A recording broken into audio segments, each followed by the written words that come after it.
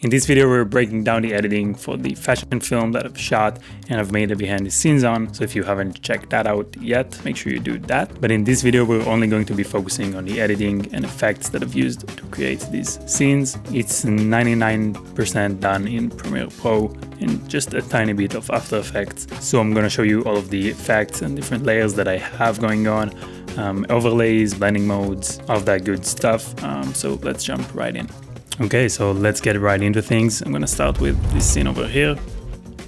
So basically what we have here is the same two shots, the right side and the left. These are essentially the same footage. So the original footage is this clip. It's from the Sony camcorder, so it's not from the Ursa Mini. For those of you guys who've seen the behind the scenes, we've shot with the Ursa Mini and also with the small Sony Handycam. So this is footage from the Handycam, and that's why naturally it already looks, kind of like a low resolution. So this is already something that I've done, before actually going into editing, that helps me achieve this look that I knew I wanted. So what I have here is basically just the original clip, and all I did here was apply some Lumetri color correction, color grade. So I've basically used one of the film emulation LUTs by Century 8. If you want, you can check it in the description below. But that's all it is for the base shot. And then I've basically duplicated the same video, same footage, only changed the time a little bit. So let's turn off both of these effects, and you can see now that it's actually the same footage. Okay, now it makes more sense. So first thing we have is a channel blur. Okay, so this basically just blurs one of the channels, like the red, green, blue. So you just apply that, and all I did here was pretty much bump up the red blurriness, so you can see how that is basically affecting the image. It's a really cool effect, I have to say. So obviously you can, play with it, play with the blue channel, whatever effect you're trying to get. I didn't want it to be to have too much color. So I pretty much only did the red channel. So that's the channel blur. And then we also have the ASC CDL, which I checked before what it actually means, and I don't actually remember. But this is another effect that I just kind of randomly discovered, so to speak. So let's turn that on, and you can see how dramatic the effect that's having on the image. So that's before, and this is after. And to be honest, I have no idea what exactly is going on here, technically, but I just played around with some of these options. So basically, yeah, you just gotta play around with it. The offset is pretty strong, so I wouldn't touch that too much. But the slope is what seems to be more flexible. And you can take this really far, as you can see. That's pretty crazy. It does give you this sort of glitchy VHS, I don't know, kind of thing. So that's that. So let's try and reset that actually. And then just on top of all of that, I have this film matte by Century 8 again, and it's cropped, so we're only getting this part over here in the where the split happens, and a little bit on the edges. So this is actually the original film matte. I have it set to multiply. So yeah, basically if you put it on normal, then you see all of this white background, and then multiply gets rid of that. Then on top of that, you can see we have this viewfinder, which I just created pretty much from scratch in Photoshop. If you want to download this viewfinder for free, there's also a link in the description for that. So that's basically the original thing. It's just a PNG. So what I did is put it on screen, so you can see it's basically white when you just put it on. But then I used a little bit of tint mainly, just to get it in this color, and then a little bit of fast blur to just blur it basically. You can see without the fast blur it's pretty sharp, doesn't really blend in with the VHS shots. And then when I apply the fast blur, now it makes more sense. And that's basically it for this part over here.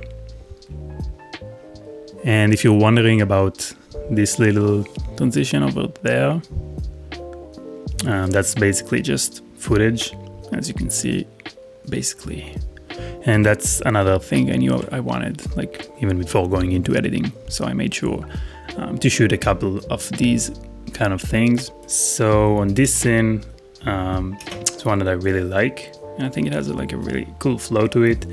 And basically all it is just these different frames, different footages, just coming up on the screen on different times, basically, different timings.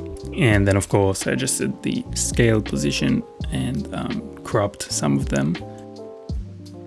So in this scene again, I'm just playing with duplications of the same footage.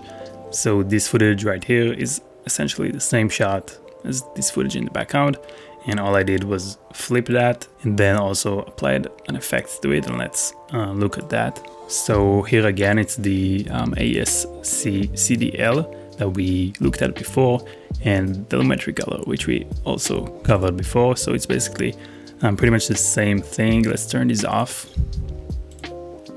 So now you can see, obviously, it's the same shot. If I put that one on, you can see it's pretty much the same. So you can see how I'm pretty much doing the same things over and over again.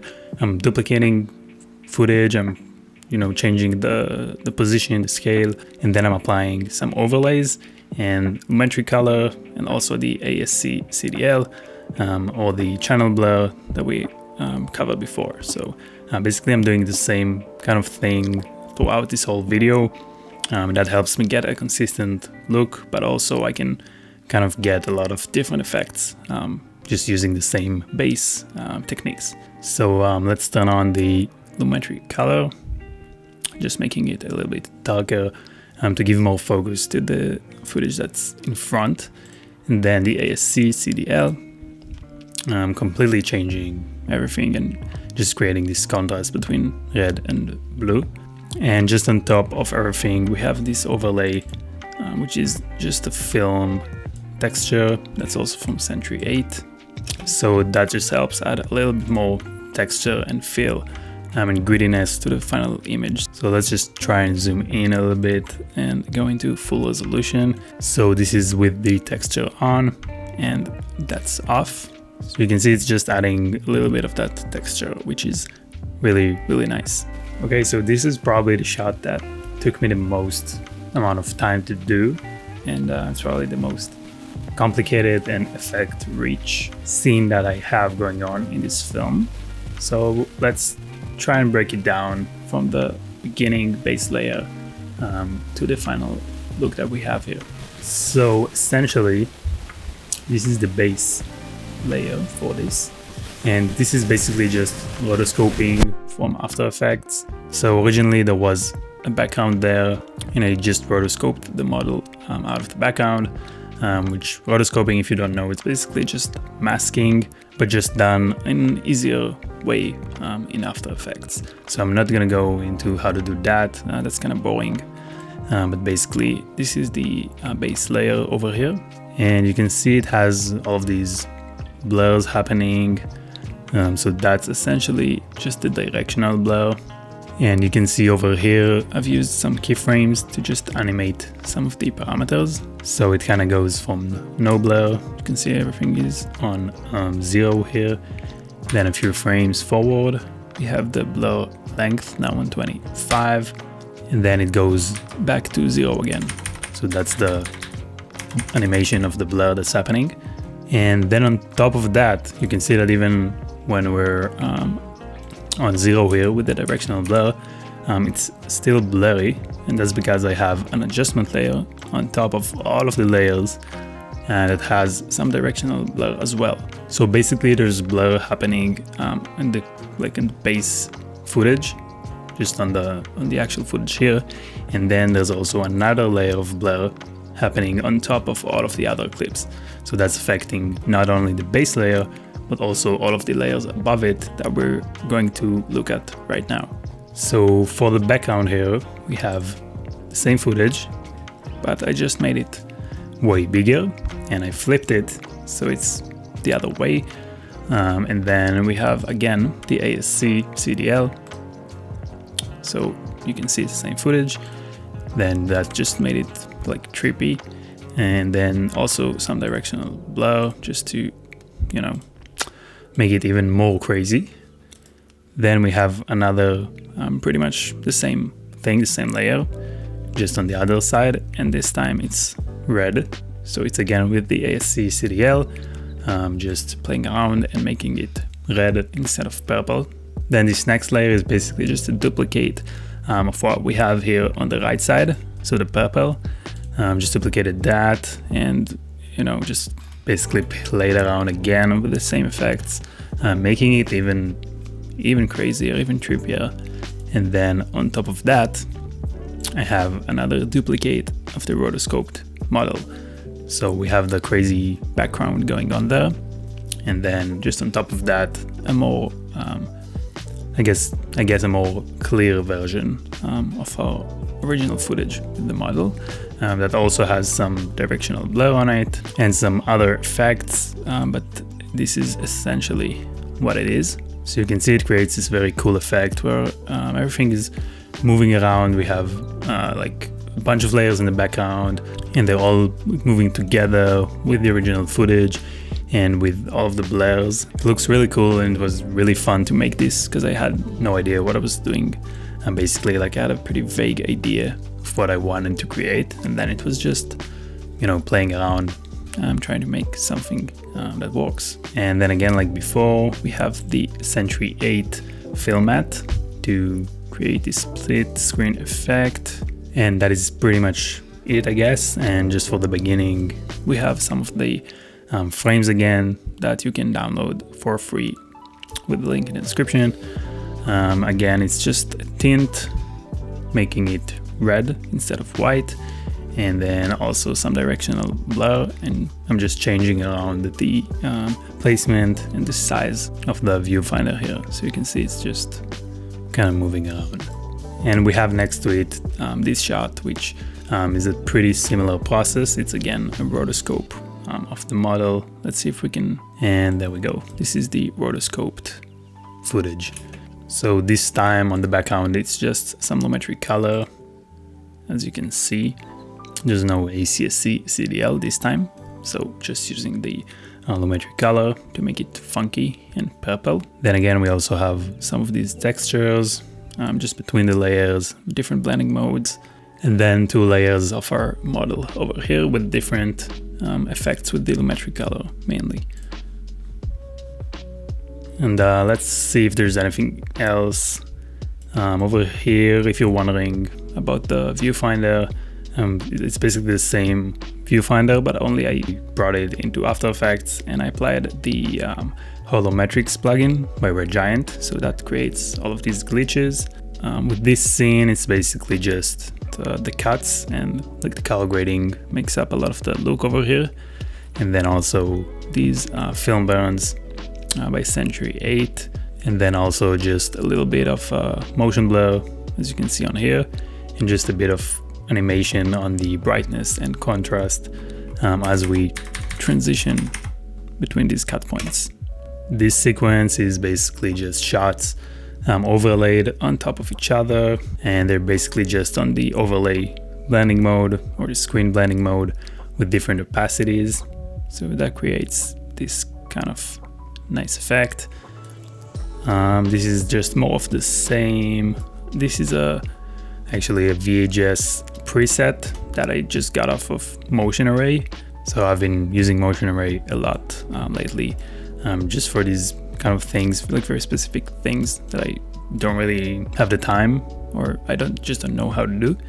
So that was a pretty quick solution there. Just searched VHS effect on Motion Array, found this really cool preset, and that's creating this thing you're seeing right here. This is pretty much more of the same. The viewfinder, which you can find for free again with the link in the description, and then also these film mats, the ASC CDL happening on the right over there, some blur, some changing the scale, motion blur, so things we already covered, and then more of that over here. And I think you guys understand by this point how all of this was done. So that's the editing breakdown and all of the effects for this fashion film. Again, if you want to check out the full behind the scenes, including lens choice, cinematography, pre-production, all of that, then make sure you check it out. And if you enjoyed this video, please give it a like. And if you want to see more of these videos and more of my face, maybe make sure you subscribe and also hit the bell notification button. That would really mean a lot to me.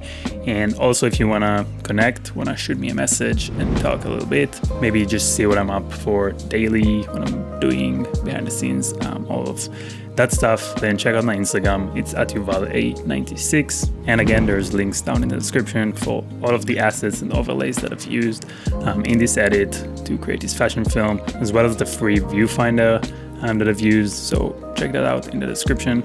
But that is all for today. Thank you guys for watching, and I'm gonna see all of you hopefully in the next one.